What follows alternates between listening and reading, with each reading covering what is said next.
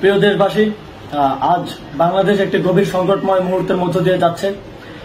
এখন পর্যন্ত আমাদের প্রাপ্ত খবর অনুযায়ী আওয়ামী লীগ, ছাত্রলীগ, যুবলীগের সন্ত্রাসীরা গুলি করে কুপিয়ে প্রায় 30-এর অধিক শিক্ষার ছাত্র জনতাকে হত্যা করেছে এবং দিন শেষ হতে হতে এই সংখ্যাটা কোথায় গিয়ে দাঁড়ায় আমরা জানি না।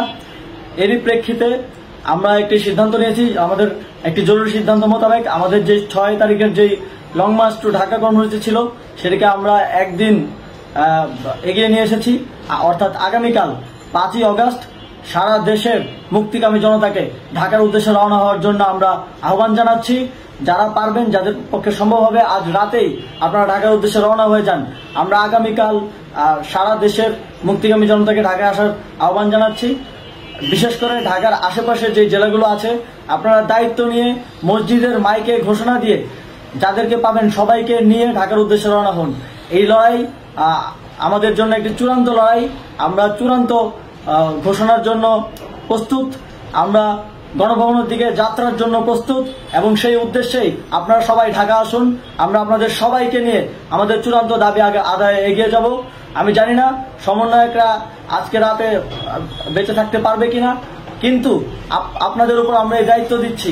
আপনারা সবাই নিজ দায়িত্বে ঢাকায় আসবেন আগামীকাল এবং পরশু পরিস্থিতি বিবেচনা করে পরশু গণভবনের দিকে 4 দিক থেকে আমরা রওনা হব।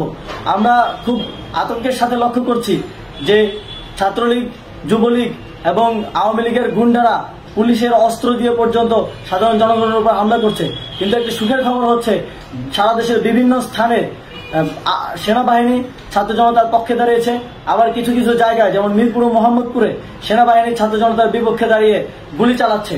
আমরা সেনাবাহিনীর প্রতি আহ্বান জানাতে চাই, আপনারা এদেশের নাগরিক এবং আপনারা এদেশের নিরাপত্তার দায়িত্বে আছেন, এদেশের জনগণের যানবাহনের নিরাপত্তার দায়িত্বে আছেন। আপনারা দেশের পক্ষে এবং দেশের জনগণের জন্য কাজ করবেন।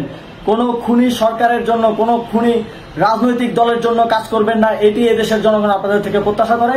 আমাদের এই আন্দোলনে সম্পূর্ণ সমর্থন দিয়ে হয় নিরপেক্ষ থাকুন, অথবা এই খুনি বাহিনীকে, সরকারের খুনি বাহিনীকে প্রতিহত করুন, তাদেরকে যথাযথ শাস্তির আওতায় নিয়ে আসুন।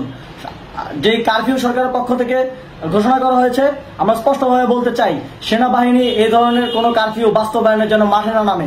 যদি মাঠে নামে তাহলে সেনাবাহিনী স্পষ্টভাবে অফিসিয়ালি জনতার বিরুদ্ধে দাঁড়াবে। আমরা চাই না সরকারের এই ষড়যন্ত্রে সেনাবাহিনী পা দিক। সেনাবাহিনীকে জনতার বিরুদ্ধে দাঁড়ানোর যে ষড়যন্ত্র সরকার রচনা করছে সেটিতে সেনাবাহিনী পা দিবে না, এই বিশ্বাস আমরা রাখতে চাই। আওয়ামী লীগ আজ সারা দেশে তাদের খুনি বাহিনীকে নামিয়ে দিয়েও ছাত্র জনতার প্রতিরোধের মুখে টিকতে পারেনি।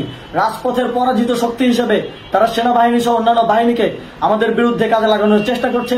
এই চেষ্টাকে, এই ষড়যন্ত্রকে ব্যর্থ করতে হবে এবং আগামীকাল সারা দেশে মসজিদে মসজিদে ঘোষণা দিয়ে ঢাকার উদ্দেশ্যে আপনারা রওনা হন। প্রত্যেকটি পরিবার থেকে অন্ততপক্ষে একজনকে ঢাকার উদ্দেশ্যে রওনা করে দিন, এই ইতিহাসের সাক্ষী হতে, একটি নতুন বাংলাদেশের অভ্যুদয় ঘটানোর একজন কর্মী হতে। ধন্যবাদ সকলকে।